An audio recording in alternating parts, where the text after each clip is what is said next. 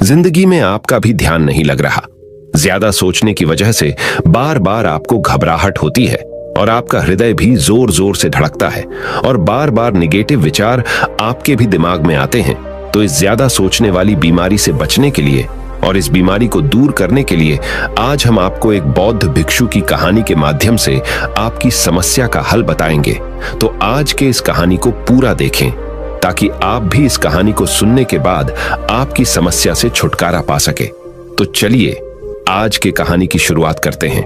एक बार चीन के एक हिस्से में बहुत बड़ा मठ था जहां लगभग 500 भिक्षु रहते थे।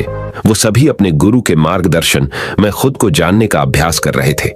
एक दिन एक लड़का उस मठ में शिष्य बनने के लिए आया। उसने मास्टर से कहा, मास्टर, मैं खुद को जानना चाहता हूं। मैं सच की तलाश कर रहा हूं। मैं पता लगाना चाहता हूं कि सच क्या है। मास्टर ने उसकी ओर देखा और कहा कि अगर तुम सच जानना चाहते हो तो तुम्हें अपना पूरा जीवन दांव पर लगाना होगा। सच को जानने में तुम्हारा पूरा जीवन लग सकता है। फिर भी इस बात की गारंटी नहीं है कि तुम्हें इस जीवन काल में सच का पता लगेगा या नहीं। क्या तुम इसके लिए तैयार हो? शिष्य ने कहा। मास्टर, मैं यहां पीछे मुड़ने के लिए नहीं आया हूं। मैं इसके लिए तैयार हूं। गुरु ने कहा, अगर ऐसा है तुम एक काम करो। इस मठ में 500 भिक्षु है। तुम उनके लिए चावल कूटने का काम करो। बस सुबह से शाम तक चावल कूटने का ही काम करो और जब तुम थक जाओ तो सोने चले जाओ। फिर अगली सुबह उठकर चावल को कूटना शुरू कर दो। इसके अलावा कुछ और मत करना। किसी और चीज के बारे में मत सोचना। बस इस रास्ते पर चलते रहना और दोबारा मेरे पास मत आना। जरूरत पड़ने पर मैं खुद तुम्हारे पास आऊंगा। उस लड़के ने गुरु के आदेश का पालन करते हुए चावल कूटना शुरू कर दिया। उस मठ में 500 शिष्य थे। उन सभी को समय समय पर भोजन की आवश्यकता पड़ती थी। इसीलिए वह बहुत जल्दी उठ जाता था और रात को देर तक चावल कूटता रहता था। जब वह थक जाता तो उसी कमरे में सो जाता था जहां वो चावल कूटता था। वो किसी से बात नहीं करता था और ना ही कोई उससे बात करने के लिए उसके पास आता था। कुछ महीनों तक चावल कूटते हुए उसके मन में पुराने विचार आते रहे, लेकिन उन विचारों को कोई नया विषय नहीं मिला तो वह अपने आप ही मिट गए। धीरे धीरे उसके मन में विचार कम होने लगे। कुछ सालों के बाद तो वो अपना नाम तक ही भूल गया। वह हमेशा चुप रहता और विचारहीन अवस्था में बस चावल कूटता रहता। उसने ना तो कभी ध्यान किया था और ना कभी शास्त्र पढ़ा था। मठ के बाकी शिष्य उसे मूर्ख समझते थे। ऐसा करते हुए 12 साल बीत गए। 12 साल बाद एक दिन मास्टर ने घोषणा की, अब मेरा आखिरी समय आ रहा है और मुझे अपना उत्तराधिकारी चुनना है जो मेरे बाद मठ का मुखिया होगा। इसीलिए मेरा कोई भी शिष्य है जिससे लगता है कि उसे आत्म साक्षात्कार हो गया है और उससे खुद को जान लिया है, तो रात को मेरे दरवाजे के पास आकर इस दीवार पर कुछ पंक्तियां लिखें जिसमें उसकी जिंदगी का सारा अनुभव समाया हो। कई शिष्यों ने ऐसा करने के बारे में सोचा, पर मठ के प्रमुख शिष्यों में से एक ने वहां जाकर कुछ पंक्तियां लिखी। उसे बौद्ध धर्म ग्रंथों का बहुत ज्ञान था। सभी शिष्यों को लगता था कि वो इस मठ का उत्तराधिकारी बन सकता है। उसने लिखा था कि मन एक दर्पण की तरह है जिस पर विचारों और इच्छाओं की धूल जमा हो जाती है। इस धूल को हटाने के लिए ही ध्यान है। जिसकी धूल हट जाती है और मन का दर्पण साफ हो जाता है, वो मोक्ष को प्राप्त कर लेता है। अगली सुबह जब मास्टर उठे और उन्होंने इन पंक्तियों को देखा और उन्होंने कहा कि किस बेवकूफ ने यह सब कचरा मेरी दीवार पर लिखा है। वो शिष्य जिसने यह लिखा था वो चुप रहा। हालांकि उसने जो पंक्तियां लिखी थीं वो ज्ञान से भरी थीं, लेकिन यह सब किताबी ज्ञान था। वो शिष्य बहुत चालाक था। उसने पंक्तियां लिखी पर उसने नीचे अपने हस्ताक्षर नहीं किए, क्योंकि वो स्वयं इसके बारे में निश्चित नहीं था कि ये सही है या नहीं, क्योंकि उसे आत्म साक्षात्कार नहीं हुआ था। गुरु ने पंक्तियों को पूरी तरह से खारिज कर दिया। ये देखकर सभी हैरान रह गए। ये घटना पूरे मठ में चर्चा का विषय बन गई। इस विषय पर बात करते हुए 2 शिष्य उस शिष्य के पास से गुजरे जो 12 साल पहले यहां आया था और दिन रात चावल कूटता रहता था। दोनों की चर्चा सुनकर वह धीरे से हंस पड़ा। दोनों शिष्य ने उसे पूछा कि तुम क्यों हंस रहे हो? दोनों शिष्य की नजर में यह चावल कूटने वाला तुच्छ ही भिक्षु था। किसी ने उसे ना तो कभी ध्यान करते हुए देखा था, ना ही कभी शास्त्र पढ़ते हुए। हर कोई उसे मूर्ख समझता था जो बस चावल को ही जानता था। उस मठ में बहुत बड़े बड़े विद्वान थे, लेकिन उस चावल कूटने वाले को किसी से कोई मतलब नहीं था। इसीलिए वह दोनों शिष्य उसे मुस्कुराता हुआ देखकर चकित रह गए। उन्होंने फिर उससे पूछा कि तुम क्यों हंस रहे हो। उसने जवाब दिया, मैं इसीलिए हंसा कि मास्टर सही बोल रहे हैं। यह सब पंक्तियां कचरा है, इन पंक्तियों का कोई मूल्य नहीं है। वो दोनों शिष्य चौंक गए। उन्होंने उसे पूछा कि क्या तुम ऐसी पंक्तियां लिख सकते हो जो इससे भी बेहतर हो। चावल पीसने वाले ने जवाब दिया, नहीं, क्योंकि मैं अनपढ़ हूं, लेकिन हां, मैं कुछ पंक्तियां कह सकता हूं। अगर तुमने उन पंक्तियों को तुम लिख सकते हो तो मैं तुम्हारे साथ जाने के लिए तैयार हूं। उन दोनों शिष्यों ने कहा, ठीक है। वे मास्टर के कमरे के पास गए और चावल कूटने वाले ने कुछ पंक्तियां बोली और दूसरे शिष्य ने उस दीवार पर लिख दिया और उन पंक्तियों के नीचे लिख दिया कि चावल कूटने वाला। उन्हें लगा कि मास्टर इस पर भी गुस्सा करेंगे। जो पंक्तियों उसने लिखने के लिए कहा था बहुत अद्भुत थी और वो पंक्तियां थीं, मन तो बस एक का भ्रम है ना, तो मन है, ना ही मन का कोई दर्पण है। और जब मन ही नहीं है तो धूल कहां ठहरेगी। जो ये जानता है वो सच को जान गया। जब गुरु ने ये पंक्तियां देखी तो वे आधी रात को उठे और चावल कूटने वाले के पास गए। वह सो रहा था। मास्टर ने उसे जगाया और कहा कि ये लो, मेरी छड़ी और मेरे वस्त्र ले लो।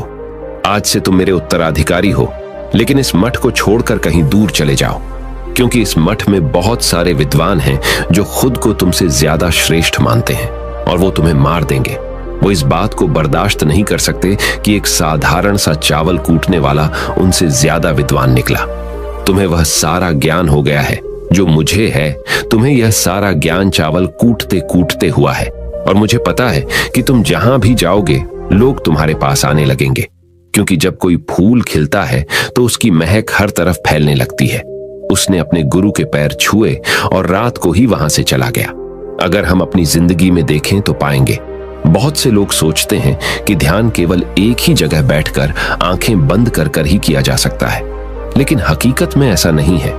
ध्यान तो चलते चलते भी किया जा सकता है, अपना कुछ काम करते हुए भी ध्यान किया जा सकता है। असल में ध्यान का मतलब यह है कि आप जो भी काम कर रहे हैं उसे अपनी शिद्दत से करें कि आपको आपके शरीर का ख्याल भी ना रहे। बिल्कुल उस चावल पीसने वाले की तरह जो चावल कूटने में इतना मग्न हो गया कि उसको खुद का कोई ख्याल ही नहीं रहा। उसने चावल कूटते हुए ही उसने आत्म साक्षात्कार प्राप्त कर लिया। हर समय वर्तमान में रहना और कुछ नहीं सोचना। मन तब तक ही है जब तक विचार है। जब विचार ही नहीं रहेंगे तो मन भी गायब हो जाएगा। जब मन ही नहीं रहेगा तभी तुम अपने आप को अच्छे से जान पाओगे। असल में हमें अपने वास्तविक रूप को जानने के लिए कोई अन्य साधना करने की आवश्यकता नहीं है। हम जो कुछ भी कर रहे हैं बस उसमें हमें पूरी तरह से खो जाने की जरूरत है। अपने काम में इस कदर से लीन हो जाओ कि आपका काम भी ध्यान बन जाए। ज्यादा सोचने वाले लोगों के लिए दूसरी रहस्यमयी कहानी अब हम आपको बताएंगे, तो चलिए कहानी की शुरुआत करते हैं। एक गांव में एक आदमी रहता था जो ताले तोड़ने के मामले में एक्सपर्ट था, यानी कि जहां कहीं भी ताले तोड़ने की बात आती थी या लॉक को खोलने की बात आती थी तो उसका नाम सबसे पहले लिया जाता था। एक दिन कुछ समझदार लोगों ने उसकी परीक्षा लेनी चाहिए और उसको बता दिया गया कि आपको इस जगह पर इस तारीख को आना है और ताले को तोड़ना है। जब वह समय के अनुसार तय दिनांक को वहां पहुंच गया तो उसको प्रतियोगिता के नियम समझा दिए गए। आपको एक बॉक्स में बिठा दिया जाएगा और उस बॉक्स को पानी में उतार दिया जाएगा। आपको ताला खोलकर बाहर आना होगा। इस बीच आपको लगता है कि लॉक आपसे नहीं खुल पाएगा तो आप इमरजेंसी बटन को दबा सकते हैं और ऊपर आ सकते हैं, लेकिन आप प्रतियोगिता में हार जाएंगे।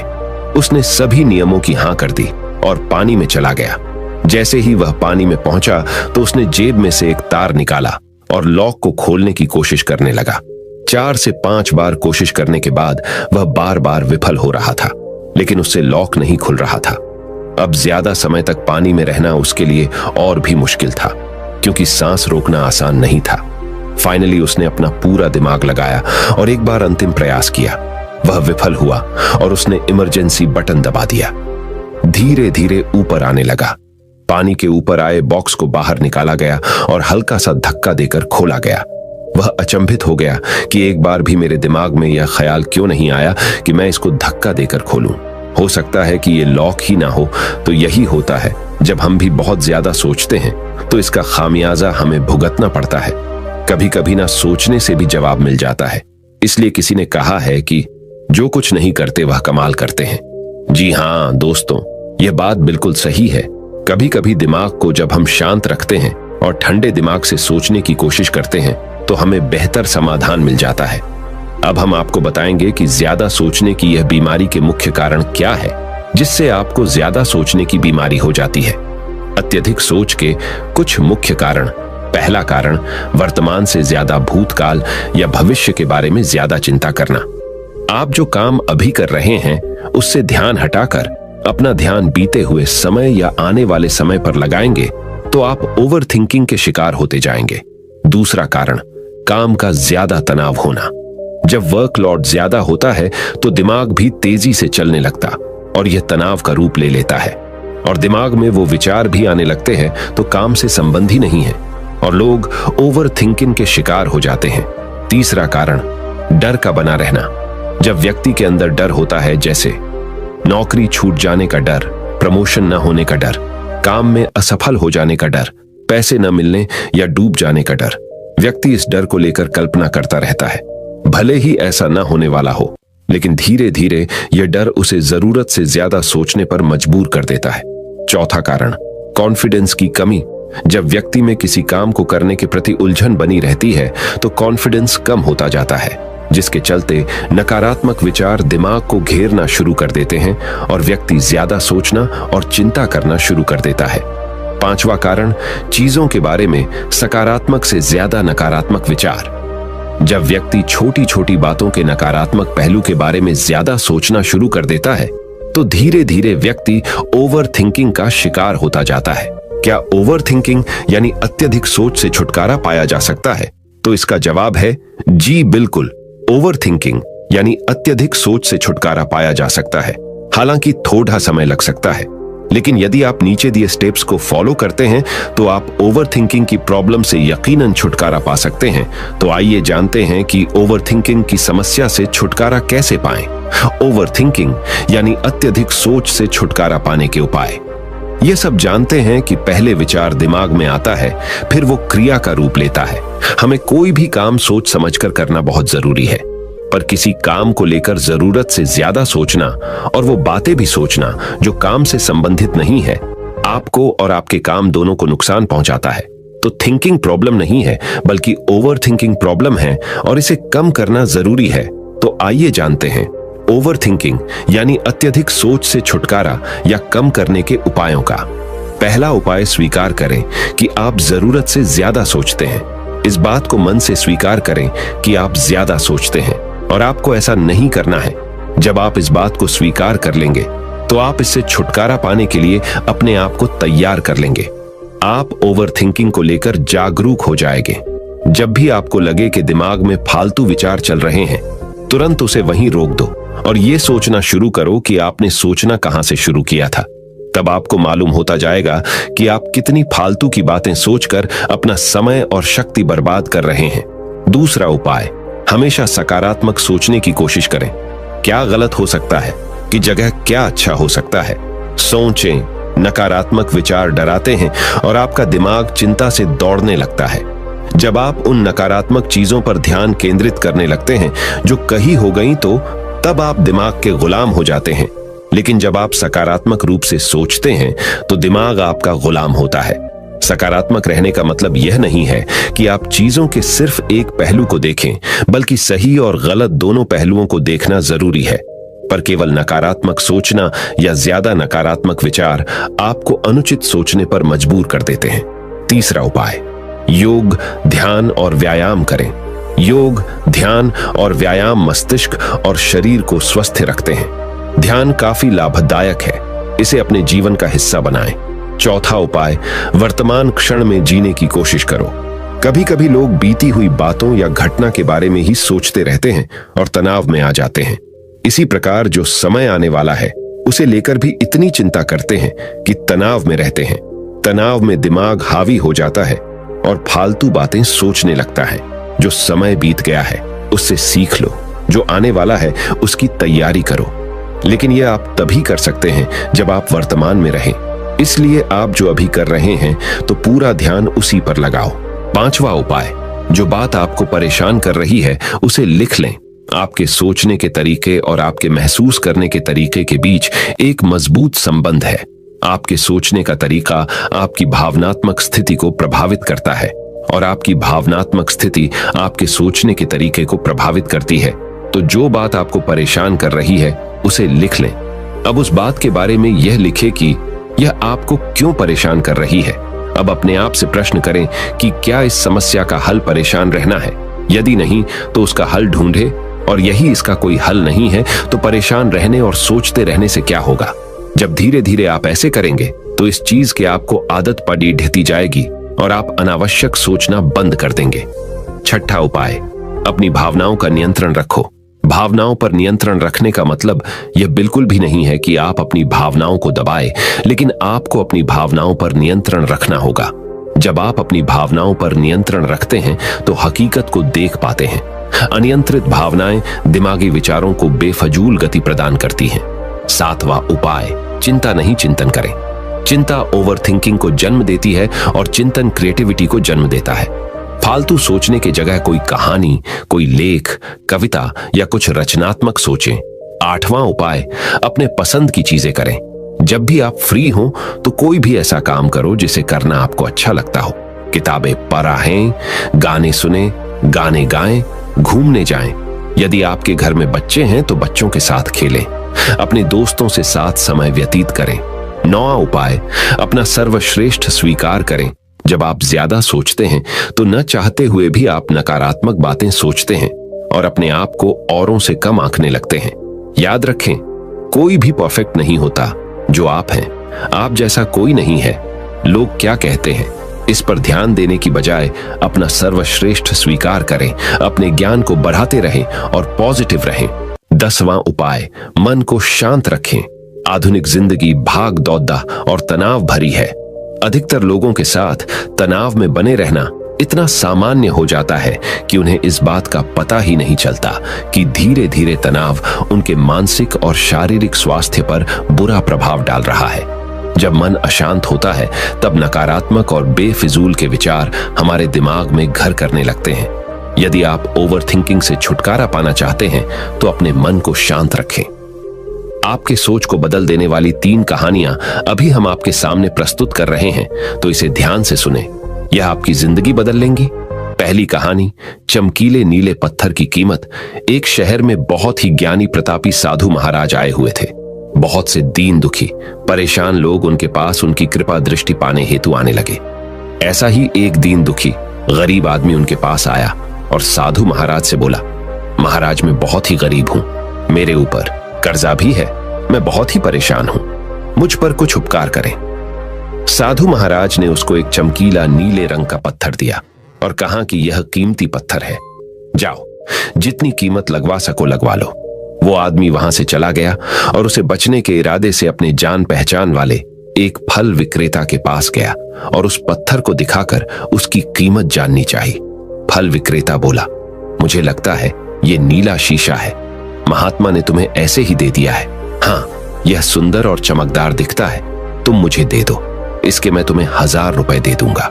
वो आदमी निराश होकर अपने एक अन्य जान पहचान वाले के पास गया जो कि एक बर्तनों का व्यापारी था। उनसे उस व्यापारी को भी वो पत्थर दिखाया और उसे बेचने के लिए उसकी कीमत जाननी चाहिए। बर्तनों का व्यापारी बोला, यह पत्थर कोई विशेष रत्न है, मैं इसके तुम्हें 10,000 रुपए दे दूंगा। वह आदमी सोचने लगा कि इसकी कीमत और भी अधिक होगी और यह सोच वो वहां से चला आया। उस आदमी ने इस पत्थर को अब एक सुनार को दिखाया।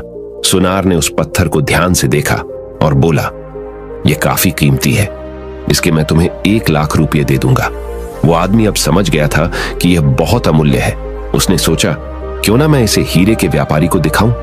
यह सोच वो शहर के सबसे बड़े हीरे के व्यापारी के पास गया। उस हीरे के व्यापारी ने जब वो पत्थर देखा तो देखता रह गया। चौंकने वाले भाव उसके चेहरे पर दिखने लगे। उसने उस पत्थर को माथे से लगाया और पूछा, तुम यह कहां से लाए हो? यह तो अमूल्य है, यदि मैं अपनी पूरी संपत्ति बेच दूं तो भी इसकी कीमत नहीं चुका सकता। तो इस कहानी से हमें यह सीख मिलती है, हम अपने आप को कैसे आंकते हैं। क्या हम वो हैं जो राय दूसरे हमारे बारे में बनाते हैं? आपकी लाइफ अमूल्य है, आपके जीवन का कोई मोल नहीं लगा सकता। आप वो कर सकते हैं जो आप अपने बारे में सोचते हैं। कभी भी दूसरों के नेगेटिव कमेंट से अपने आप को कम मत आंकिए। दूसरी कहानी, मेंढकों की टोली एक मेंढकों की टोली जंगल के रास्ते से जा रही थी। अचानक दो मेंढक एक गहरे गड्ढे में गिर गए। जब दूसरे मेंढकों ने देखा कि गड्ढा बहुत गहरा है तो ऊपर खड़े सभी मेंढक चिल्लाने लगे, तुम दोनों इस गड्ढे से नहीं निकल सकते, गड्ढा बहुत गहरा है, तुम दोनों इसमें से निकलने की उम्मीद छोड़ ढाए दो। उन दोनों मेंढकों ने शायद ऊपर खड़े मेंढकों की बात नहीं सुनी और गड्ढे से निकलने के लिए लगातार वो उछलते रहे। बाहर खड़े मेंढक लगातार कहते रहे, तुम दोनों बेकार में मेहनत कर रहे हो, तुम्हें हार मान लेनी चाहिए, तुम दोनों को हार मान लेनी चाहिए, तुम नहीं निकल सकते। गड्ढे में गिरे दोनों मेंढकों में से एक मेंढक ने ऊपर खड़े मेंढकों की बात सुन ली और उछलना छोड़ वो निराश होकर एक कोने में बैठ गया। दूसरे मेंढक ने प्रयास जारी रखा। वो उछलता रहा जितना वो उछल सकता था। बाहर खड़े सभी मेंढक लगातार कह रहे थे कि तुम्हें हार मान लेनी चाहिए, पर वो मेंढक शायद उनकी बात नहीं सुन पा रहा था और उछलता रहा और काफी कोशिशों के बाद वो बाहर आ गया। दूसरे मेंढकों ने कहा, क्या तुमने हमारी बात नहीं सुनी? उस मेंढक ने इशारा करके बताया कि वो उनकी बात नहीं सुन सकता क्योंकि वो बहरा है, सुन नहीं सकता, इसलिए वो किसी की भी बात नहीं सुन पाया। वो तो यह सोच रहा था कि सभी उसका उत्साह बढ़ा रहे हैं। इस कहानी से हमें यह सीख मिलती है कि 1. जब भी हम बोलते हैं उनका प्रभाव लोगों पर पेडिहाता है, इसलिए हमेशा सकारात्मक बोलें। 2. लोग चाहें जो भी कहें, आप अपने आप पर पूरा विश्वास रखें और सकारात्मक सोचें। 3. कार्य ही मेहनत, अपने ऊपर विश्वास और सकारात्मक सोच से ही हमें सफलता मिलती है। तीसरी कहानी, चील और मुर्गी। एक जंगल में बरगद का पेड़ था। उस पेड़ के ऊपर एक चील घोंसला बनाकर रहती थी जहां उसने अंडे दे रखे थे। उसी पेड़ के नीचे एक जंगली मुर्गी ने भी अंडे दे रखे थे। एक दिन उस चील के अंडों में से एक अंडा नीचे गिरा और मुर्गी के अंडों में जाकर मिल गया। समय बीता, अंडा फूटा और चील का बच्चा उस अंडे से निकला और वह यह सोचते बड़ा हुआ कि वो एक मुर्गी है। वो मुर्गी के बाकी बच्चों के साथ बढ़ा हुआ। वह उन्हीं कामों को करता जिन्हें एक मुर्गी करती है। वो मुर्गी की तरह ही कुड्डाता, जमीन खोद कर दाने चुगता और वो इतना ही ऊंचा उड़द डाह पाता जितना कि एक मुर्गी उड़द डाहती है।